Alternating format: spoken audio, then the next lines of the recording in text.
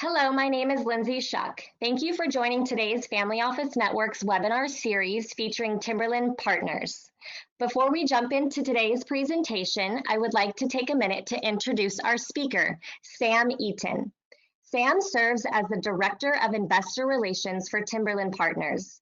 In this function, he supports all reporting activities to Timberland's base of investors, in addition to developing new capital relationships with RIAs and family offices around the country. Previously, Sam worked in investor relations, due diligence, and project underwriting for a boutique multifamily developer in Minneapolis. He began his career as an officer in the United States Marine Corps. At the end of today's presentation, we will have time for Q&A. Please use your questions chat option on your screen to submit your questions. Thank you, Lindsay. And thank you to Family Office Networks for allowing us to present today. And thanks for everyone for joining us on the call. Like she said, my name is Sam Eaton. I'm the Director of Investor Relations for Timberland Partners. And today I have the privilege of introducing our company and our current investment offering to you all. The offering is Timberland Partners Apartment Fund 7, or TPAF 7. We've got a lot of material to cover today. Like Lindsay said, I encourage you to use the Q&A function. I'll reserve some time at the end to make sure we cover those. If we don't get to your question live today, a member of our team or myself will follow up with you directly the next day or so. Also, I know this webinar, the deck is not available for download, but if you're interested, there's a lot of material in it. Please shoot me a note after the webinar and I'd be happy to share it with you. So with that, let's get started. So again, yeah, a lot of material to cover today. The plan is I'm going to give you a background on Timberland Partners, who we are, what we do as a company, and then we're going to talk a little bit about our differentiators and really what sets us apart as a real estate investment sponsor. I'll cover our track record, at least going back through our first fund, talk about that and kind of how we've performed to date. And then we're going to jump in and spend most of the time actually talking about Fund 7. I'm going to tell you about the overview, the goals, what we're trying to achieve for the fund, and then how we're going to do it through talking about our strategy. The fund owns 5 properties right now, so there is some assets already in the fund. I'll give you a high-level overview of those. And then I'm going to talk a little bit about some unique fund terms. I'll highlight all of them. Again, we don't have time to run through everything, but a few that I think are unique to our offering, so it's important to cover that. And then I'll give you a little bit on our investment committee and just run through who sits on that sponsorship group. And then, like Lindsay said, we'll finish with Q&A. So first of all, we're a Minneapolis-based real estate investment and management company focused exclusively on the multifamily apartment sector. The company was founded by Bob Franson back in 1992. It's still a family-owned and managed company. Bob was an apartment broker for the predecessor to CBRE, and he had some success as a broker on the transaction side of the business early on, and wanted to start investing his personal capital into an asset class that he understood. So he pooled some of his own money and brought together a couple original partners, other guys in the real estate business here in town in Minneapolis, and they purchased their first deal, a 46-unit property in Minneapolis out of foreclosure. And it's just grown organically since then. We've continued to add properties and add partners over the years. So that's where it got started. You can see we've grown a lot since then, but the goal of the company hasn't changed. We're still in the business to help people build wealth through real estate. So from that first original property, today we're in 15 states. We manage, own and operate 79 properties comprising over 17,000 units. We're up to, I think, 17,000 over 200. We're approaching 700 investment partners and hold a market value of the portfolio over $2 billion. We also have about 450 employees across the country. Most of those folks are at the property level, handling leasing and repairs and maintenance of the properties. And then we have about 50 people here at the home office who help kind of oversee the management of the company. So this is key. This is some of the differentiators that set us apart as an investment sponsor. So there are a ton of groups out there who you could choose to invest in private real estate through. And these are what we think highlight us and really set us apart as a group that you could choose to invest with. So first of all is experience. The sponsors of this investment entity and all our previous ones are not new to the business. They've spent their entire career, not just in real estate, but in multifamily real estate. They comprise decades of experience, collectively hundreds of years of experience through multiple market cycles, They know this asset class inside and out. Second of all, as a company, we are hyper focused on the product type that we operate in. So we are suburban, garden style, Class B, Select A apartment communities in secondary and tertiary markets across the central and southeastern US. We don't do office or industrial hospitality. This fund is not involved in development deals. It's hyper focused, which allows us to make sure we're experts in this one area. When we're looking at properties and figuring out how to run them, we know upfront where we can add value, and it's made us successful over the years. The next would be focus, and by that, it's the fact that we have this in-house property management group that we manage all of our own properties. We don't third-party manage for any other operators, and nobody else third-party manages at any of our properties. And unlike some other groups who outsource that property management function, why that's so important is because there's absolutely no conflict of interest between the property management and kind of asset management side of it. So naturally, property managers are incented to maximize the operating income or NOI at the properties, but we don't want to do that at the expense of the long-term value creation at the properties. So the head of our property managers work side by side with our asset managers, and we're both maximizing that short-term NOI growth as well as the long-term value growth of the properties. Next is alignment, and this should be obvious and should be a staple for any group that you could consider investing with. But you want to make sure the sponsors have skin in the game alongside your investment, that they're not taking undue risks with your money when their money's not at stake. So across our previous 6 funds, this is our 7th fund that's out for investment right now. Across the previous 6, the fund sponsors have invested over $24 million of their own capital.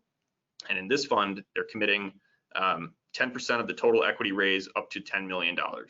So they're profiting right alongside you when the assets themselves perform well and not off some complex or hidden fee structure. Lastly, and this is a little unique to us as well, is the focus on tax efficiency.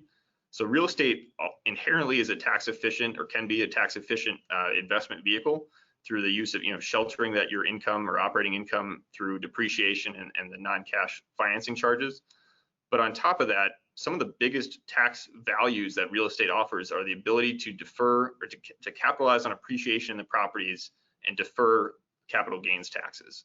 So that's really only afforded to long-term owners who are looking to both refinance and or conduct exchanges through a 1031 exchange. Both of those are strategies that Timberland Partners utilizes and plans to utilize in Fund 7 to maximize returns to ourselves and to our investors.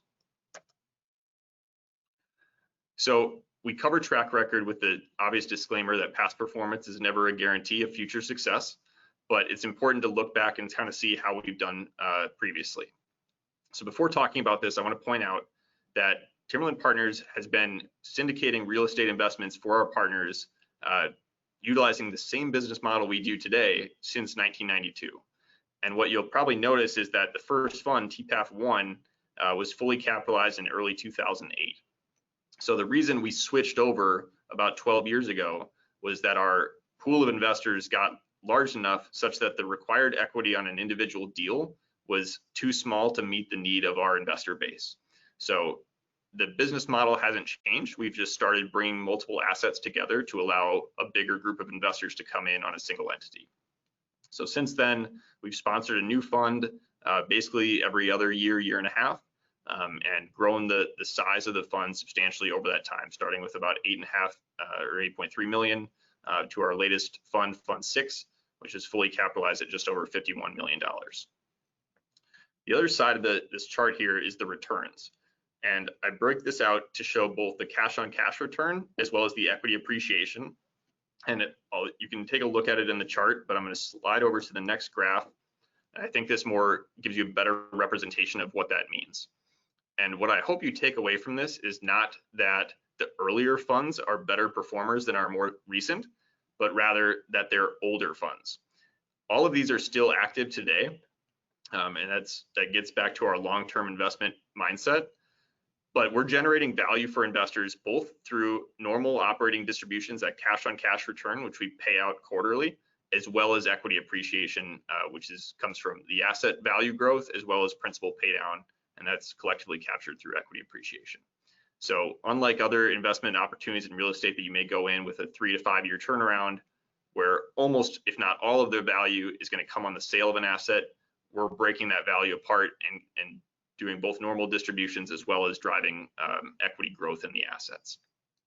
So the reason, the big growth you're seeing here over time is that with fixed rate debt, as the operating income increases over time, we tend to make higher cash on cash returns. So the older properties, the older assets have higher returns. But in general, what we aim for is a 7 to 10% increasing during that period, 7 to 10% cash return paid out quarterly to our investors, and then we target total return in the mid-teens once we start making the equity transactions, being the refinances or the sales and exchanges of the properties. So with that, I'm going to jump into our current opportunity, which is Timberland Partners Apartment Fund 7.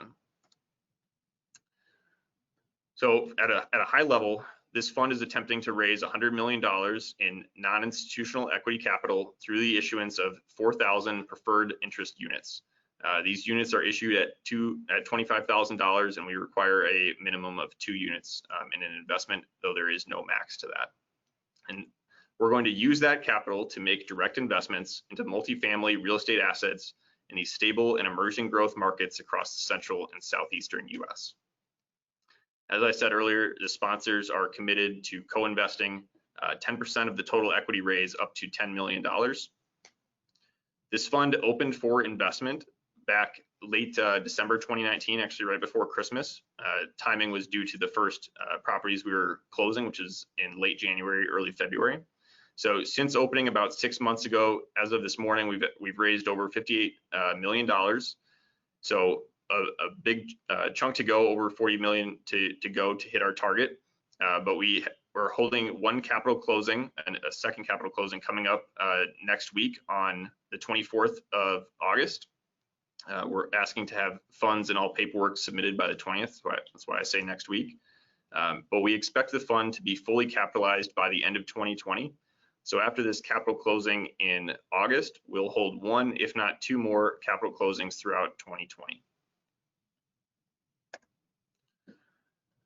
So the objective of the fund, like previous investment entities we've sponsored, is to acquire around 8 to 12 apartment communities, each priced in the range of $10 to $50 million, depending on the location and the quality of the asset.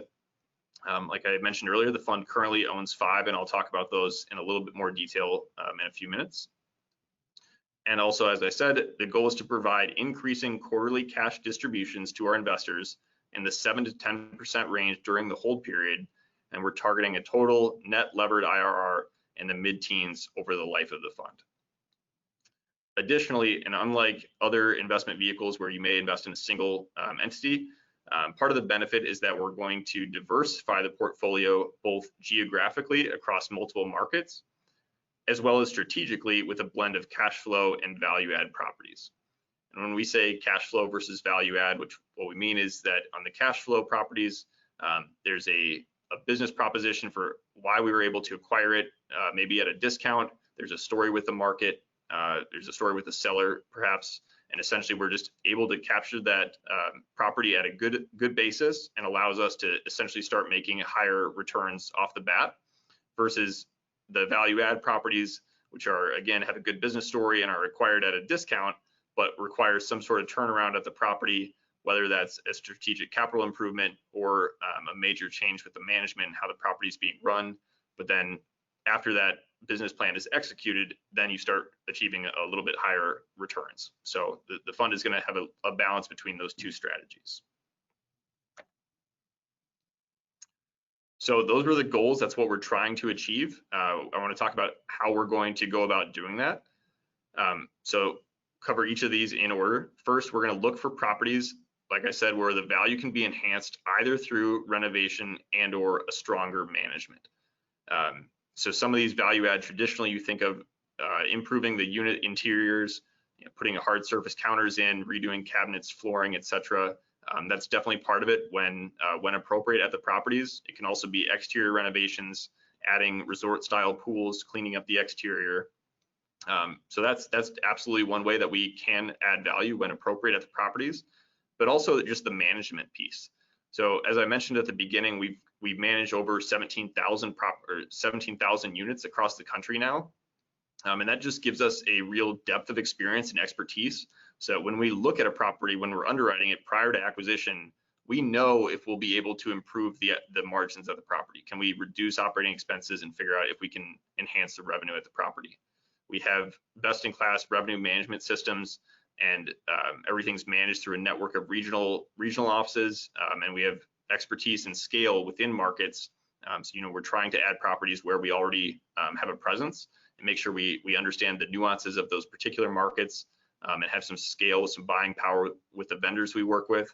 And there's just value you get from working with an operating group as large as we are that is just not afforded to smaller operators. So secondly is we're going to source our deals either through off-market opportunities or through non-competitive bidding processes. So this gets back to having that hyper-focused business model, but we work with a national network of brokers who know exactly what we're looking for. They don't bother bringing us deals when they know that it's not quite our fit, because we're not going to buy something if it's close to what we do. It really needs to be perfect.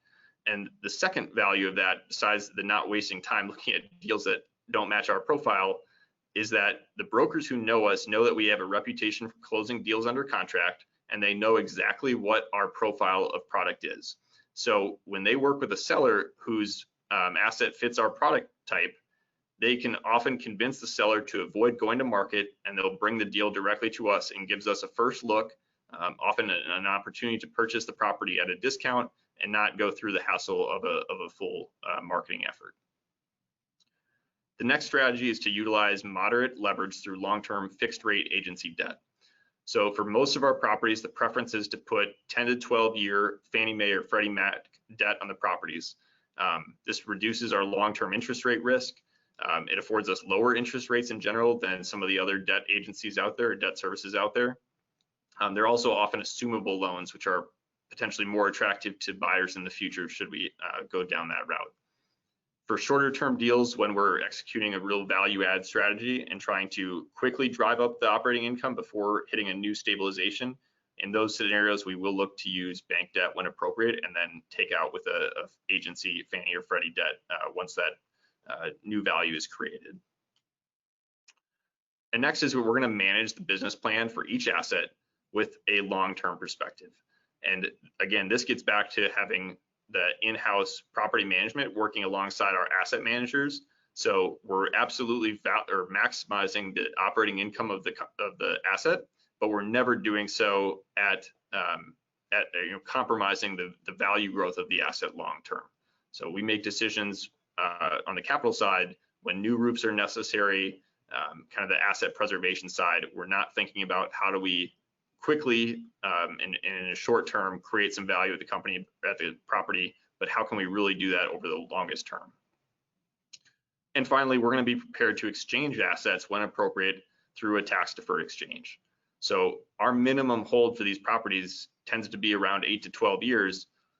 And at that point, if the property no longer really fits our business model, whether it's the market's changed or the client profile has changed, what have you, at that point, if it's not our expertise anymore and we don't want to execute a refinance, then the next option would be to sell and exchange the property, keep the investment entity alive, but find another asset where we can generate higher returns.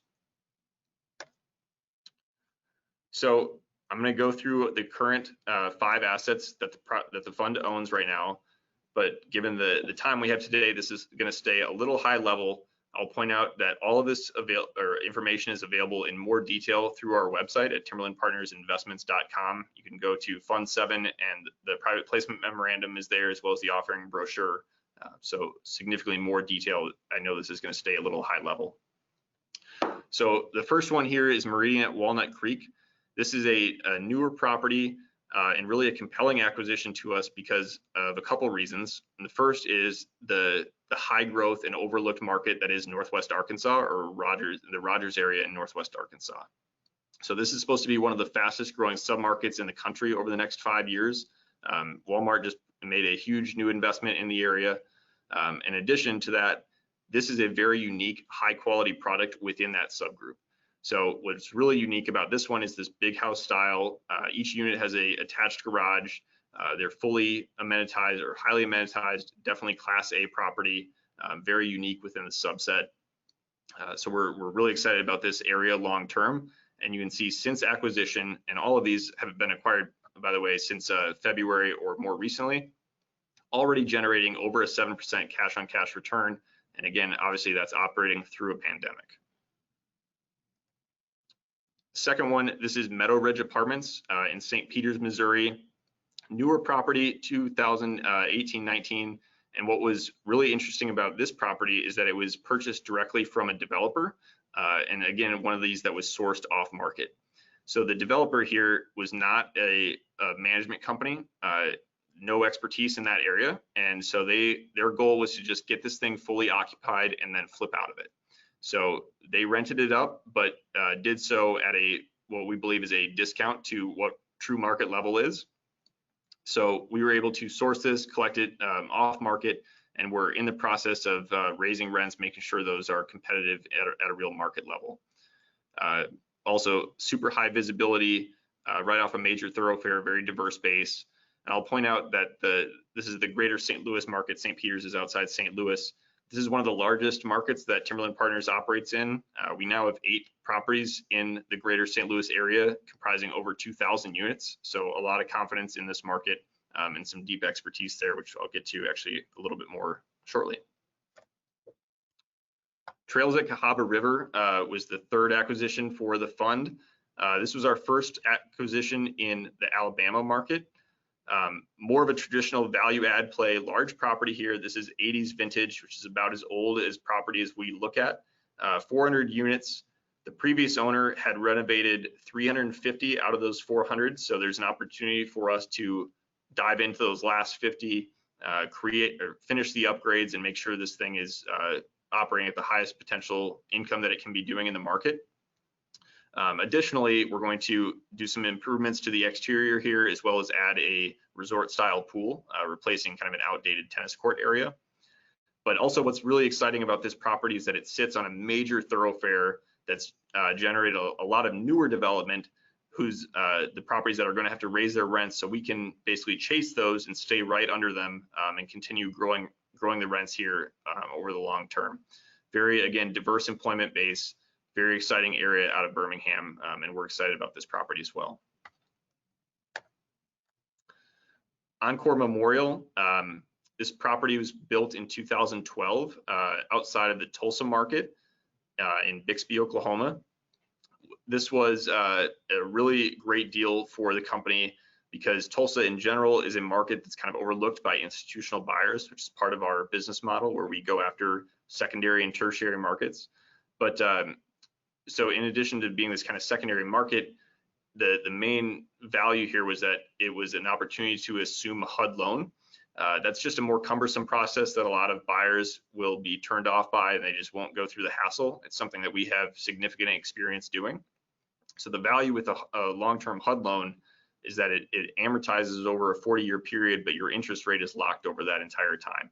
So we basically hedge or reduce our long-term interest rate risk.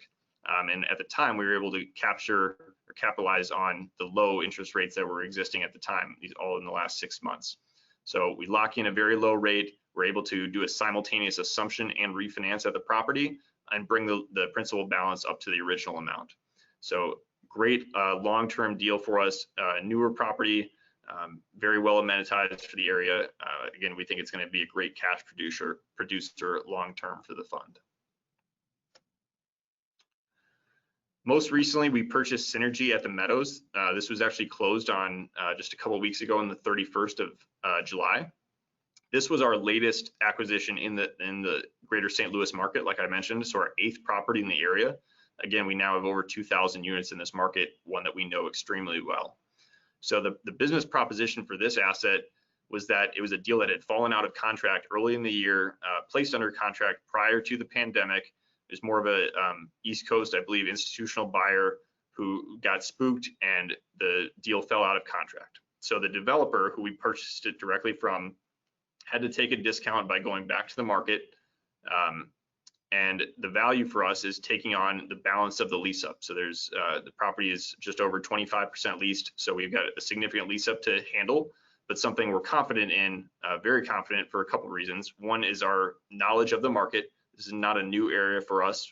We know the competitor properties. We own a lot of the properties in the area, something we're very familiar with.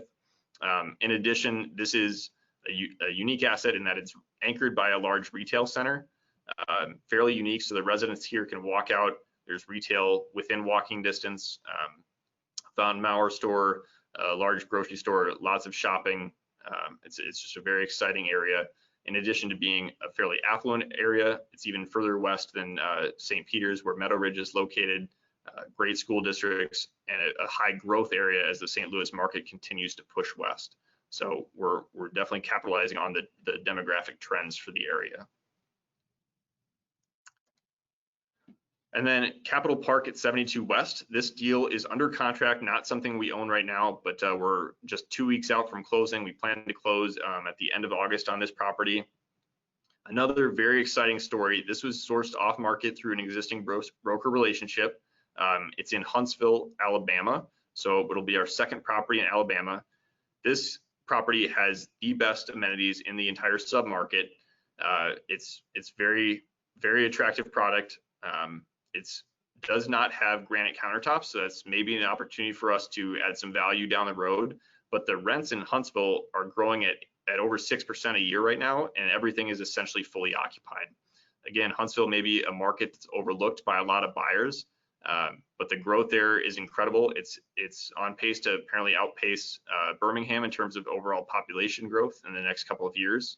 And we think it has a Class A location, opportunity to improve it long term, and it's already producing great returns. So we're, again, very excited about this one as well. I'll point out too that Huntsville has the second largest, if you didn't know this, I did not, second largest research park in the US and fourth largest in the country, or I'm sorry, in the world. So most major government contracting agencies have a presence there. There's also a large aerospace presence, so a very highly educated workforce. Something that we think bodes well for the long-term stability and growth of this market.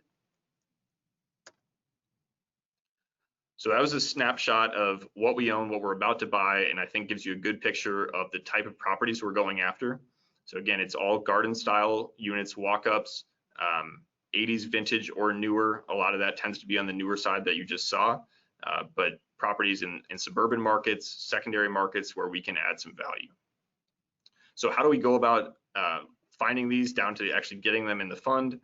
This is fairly high level, but I'll point out we have a chief investment officer and then a team of acquisition analysts and specialists who review hundreds and hundreds of deals that come to us through brokers around the country every year.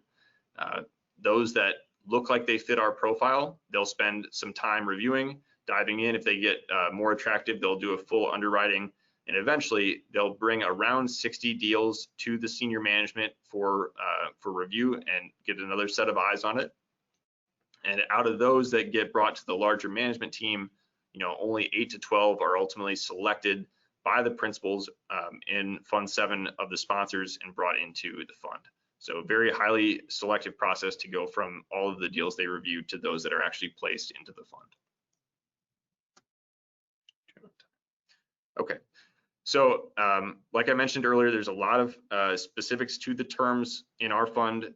Don't have time to review them all during the webinar, but you can review them online. I'm happy to share any of that information with you afterwards. But I want to touch on a few that I think are unique to our offering and something that you should be aware of prior to making any investment. So like a lot of real estate investment opportunities, we have a waterfall structure. Again, like I said, we're offering preferred units in this offering. So the basis is a 7% preferred return, which we aim to pay out quarterly. It's 7% annualized, and that accrues to you as an investor from the date of the capital closing you come in on. So as I mentioned previously, our next capital closing is on August 24th. So all of those investors who come in at that date, they begin accruing a 7% return, regardless if we start making payments that quarter or not. And we won't begin making distributions until not only are we fully capitalized, but we're invested in all these income producing assets, and we'll start making distributions. So then beyond the pref, that's when the sponsors get to start participating in any upside, any profits above 7%. And a waterfall structure, if you're not familiar with it, is just to incent the sponsor, the Timberland Partners management team here, to make the assets collectively perform as well as they possibly can. So the better the property performs, the larger chunk they potentially get to keep. So after 7%, the way this works is it's a 50-50 split on distributions above 7%, 50% to the preferred unit holders and 50% to the sponsors. That's the catch-up period, and that continues until the point when the sponsors have received 20% of total distributions for the fund. And then that section, once we hit that metric where the sponsors have received 20% of distributions, then from that point on, all distributions above the 7% are split 80-20, 80% to the preferred unit holders and 20 to the sponsors, until the deal level, until the fund itself hits a 12% IRR. At that point, and that's way down the road after multiple refinances or exchanges, but after we've hit the 12% IRR, then 30% of distributions above 12% go to the sponsors and 70% back to the preferred unit holders. So takeaway here is that the sponsors aren't taking $1 of profit above their commitment alongside all of our investors. They're not taking additional profit until we've paid out at least a 7% return, and then after that, it's increasing distributions the better it performs. The next is the term of the fund. So this is kind of a major distinguisher for a lot of funds that are maybe 3 to 5 years, or a development deal where you'll get out of after 3 years turnaround. So the term of our fund is perpetual, and the fund sponsors have broad discretion as to the timing and method of actually winding the fund down. But we say in the LLC or the operating agreement that we plan to wind down the fund in the 8 to 12 year mark. And that's because that's coterminous with the debt that we generally put on the properties. So if you plan to get out of the investment, you should do so no earlier than that time frame. But those would be a good time to get out if you wanted to. But in general, like I said, with the earlier investments, our earlier funds, they're still ongoing. As long as we can find opportunities to continue to increase the returns, we're going to keep doing so. So at the end of the day, when a loan comes due, we have two preferred opportunities. And the first is to make a debt financed equity distribution through a refinance to our investors. So that's a big return of capital in a non-taxable event, non-taxable distribution to the investors. In that case, that's a property that still fits our business model, something that we want to own long-term. And so we're just reserving some capital to fix up the property, make sure it's ready for another long-term hold. We distribute the rest to the partners, reduce their capital balance, and then get ready for another 10-year plus hold. The second preferred option at the end of a loan term is to conduct a 1031 tax defer exchange. In this case, it's a property that we think can be better, where the capital can be better deployed in a newer asset that fits our business model. But again, we want to capitalize on the appreciation in the asset without forcing a tax event to our partners. So the preferred option is to conduct this 1031, and then we defer any capital gains taxes down the road and redeploy the capital into a higher producing asset. So that discussion brings us to liquidity. Obviously, some investors periodically need to exit their investment. If for any reason you should need to do so, first of all of our investors come in thinking about this as a long-term hold without a planned liquidity need. But should that arise, in that case, if you're interested in offering your shares, Timberland Partners will in that case act as an administrator to the selling party, not a broker, and will help you sell your shares to other members of that fund. So not members of other funds and not to outside groups, but other members of that fund will have the first look at it. And Timberland Partners will never step in as a sponsor to purchase those until all the members of the fund had a first look. That eliminates any conflict of interest or any claims of that. I'll point out that less than 1% of our investor base seeks to exit their investment in a given year. So this is not something that's happening on a regular basis. But that said, we've never had an issue with someone actually going through and selling their interest. When that happens, the price for the shares will be set through a dialogue between yourselves and us as the sponsors, using the most recent valuation as a starting point. So we value the shares of the fund. Like I said earlier, it comes in at $25,000 as the starting price or par value for a share. We value those on an annual basis, and we will report that in the first quarter report to our investors. So that's a good starting point, but again, it's up to you as a selling party what you choose to ask for that share. So here's a little bit more fun terms. If you're looking for something in particular, maybe it's on here.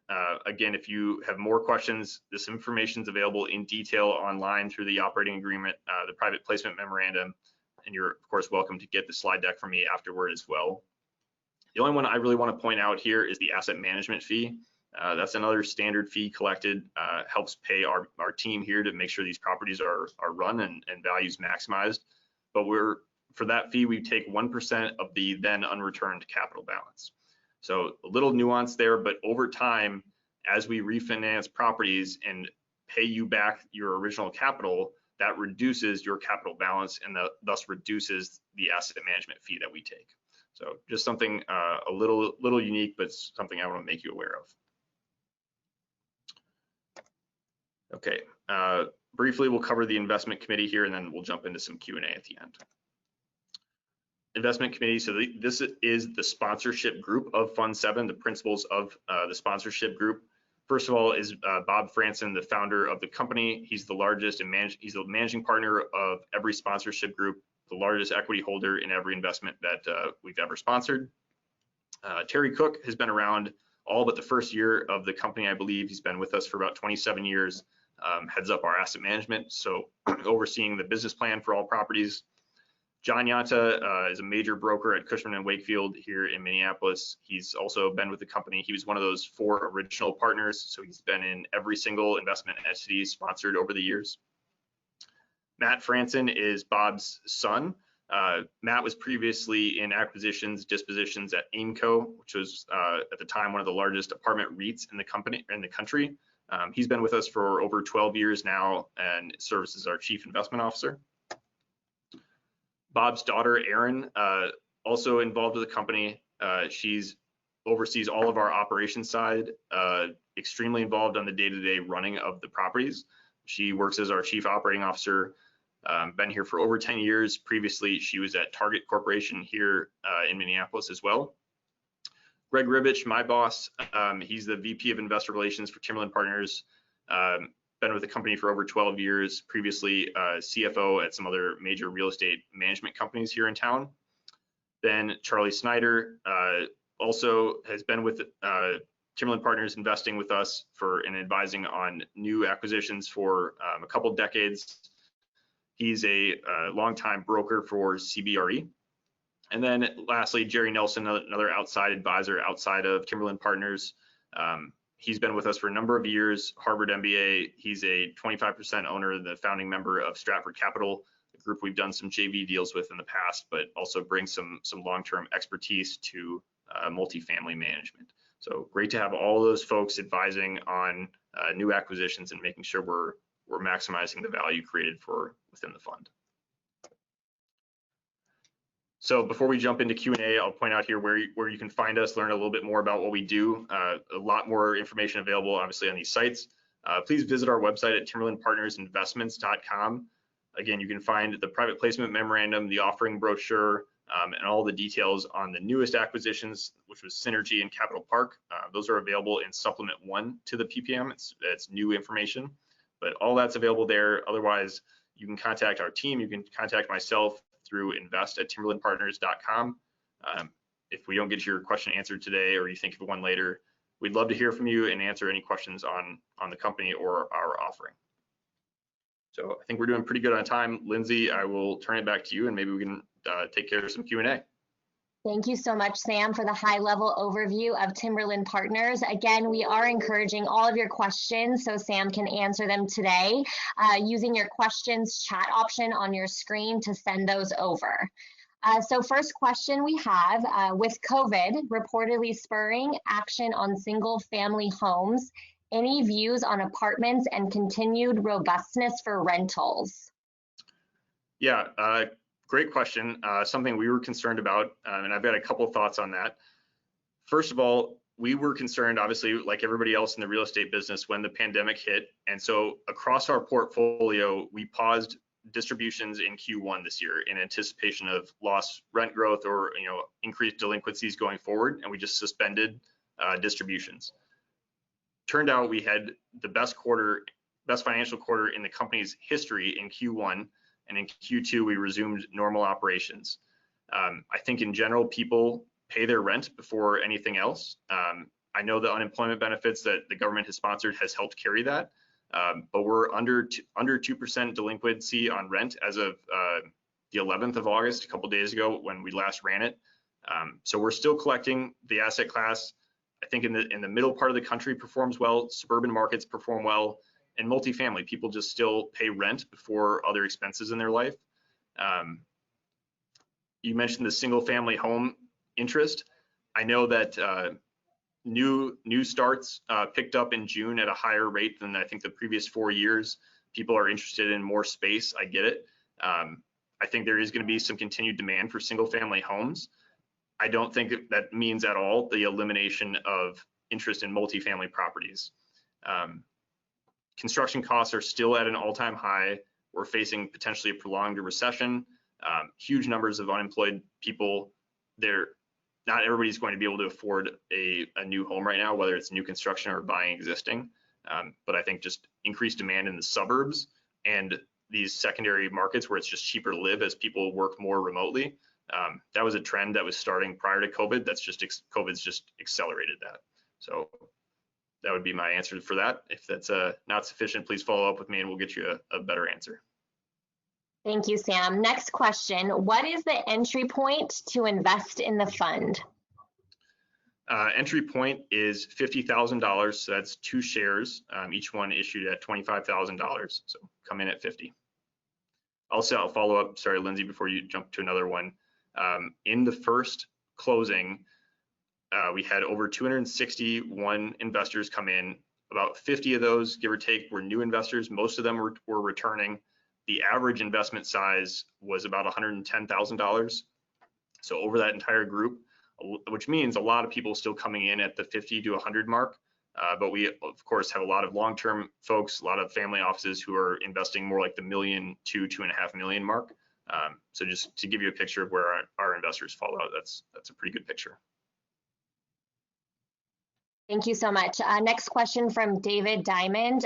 This potentially might need some follow-up offline, but he does want to better understand the fees as far as the 7% and then the 1% of upfront, that if you can kind of elaborate more on that part of it for him. Sure. Let's go back first to the fund distribution. So this isn't a fee, but it's the pref that we pay out. So that's a preferred rate of return. That's what we pay out to all of the partners prior to the sponsor participating in any profit from the investment. So we have to pay you out as an investor, as a limited partner investor, 7% before we participate in any future or profits above that.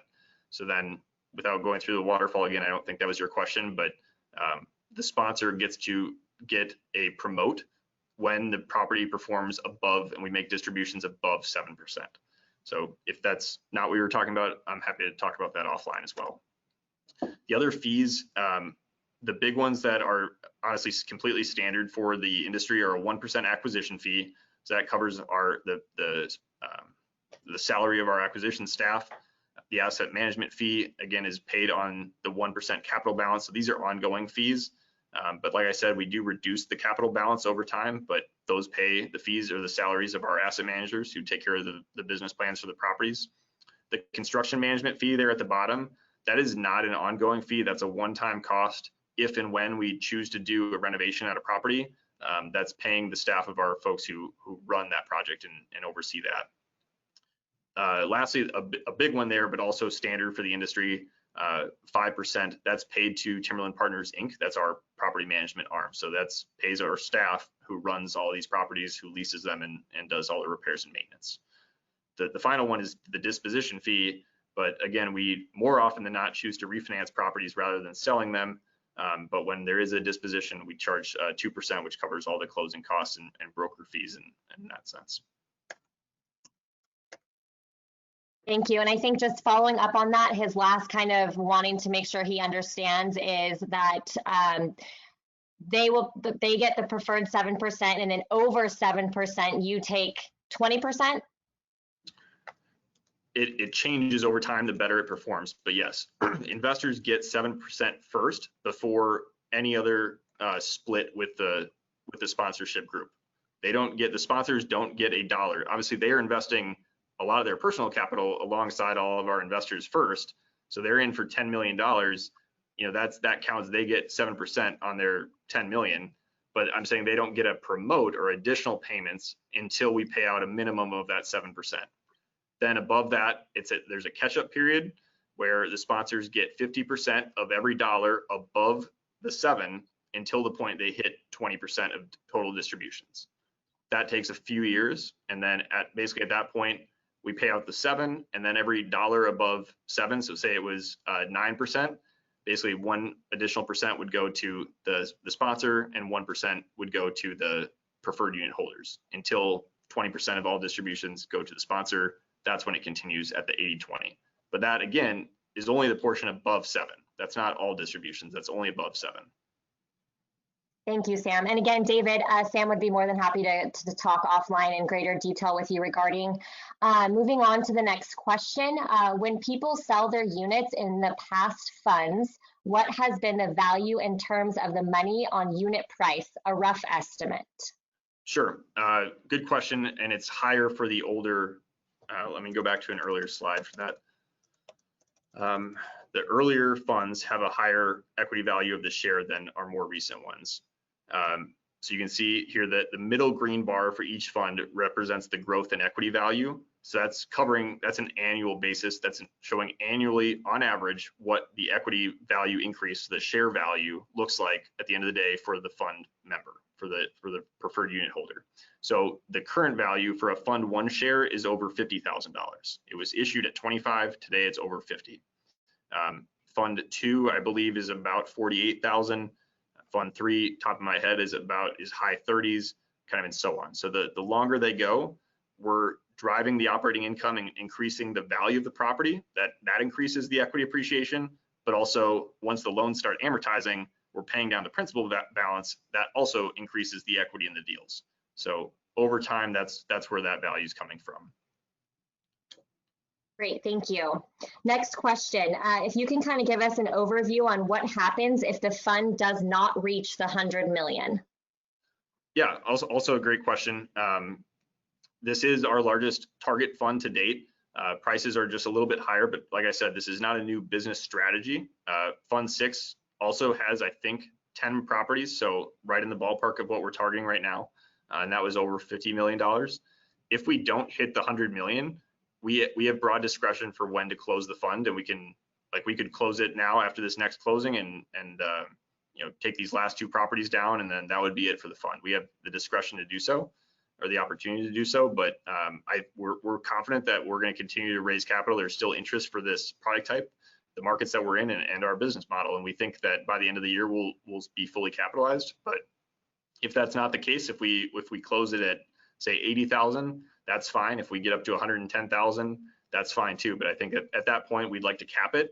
And I'll point out, because I didn't bring this up earlier, but once a fund is closed for investment, we don't accept new investors into the fund. The only way to invest with us after that point is to participate in a future investment entity.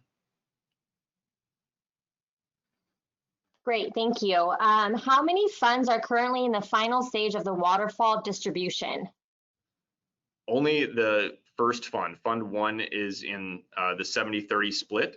The previous funds, most of them are in the 80-20 phase at this point, but only Fund 1 is in the final stage, which means at this point we've paid down the capital balance of those of the investors. So they're not receiving a pref at that point because the capital balance is down to 0, but they're getting 70%, and which means the fund has to be performing over 12% annually to these investors, and they're keeping 70 cents on the dollar above that at this point. So a lot of happy investors. Their returns, as you can see, were over 30% annualized for over 12 years now.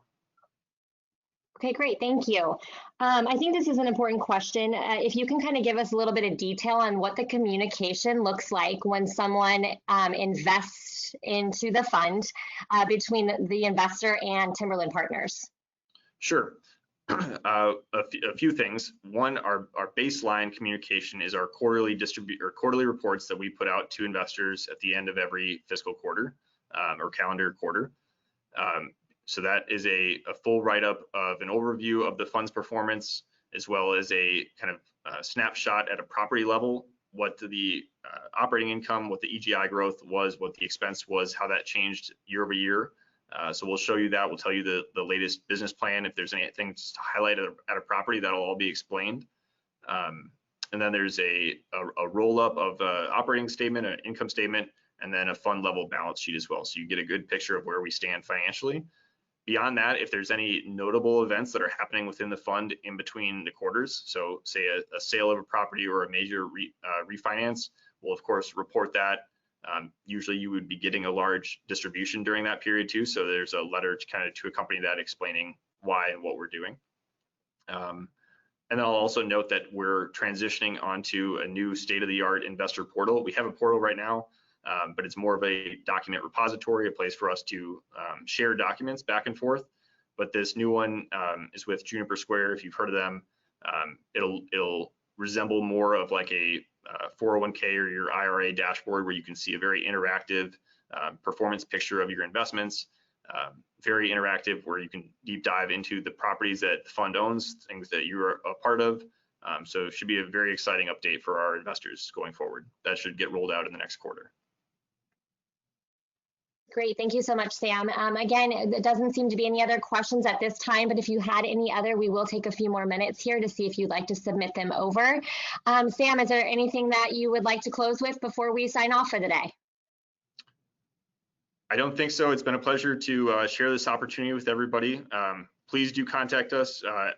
Check out our website or shoot us an email, give us a call, invest@timberlandpartners.com. We'd love to hear from you and appreciate all the consideration.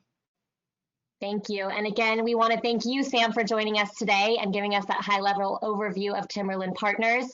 On behalf of everyone at Family Office Networks, we do want to thank all of our attendees for joining us today. And we will be following up with all of you individually. So if there are any other questions, we can get you in direct contact with Sam. Again, thank you so much for joining us, and we hope you all have a great day. Thanks, Sam. Thank you.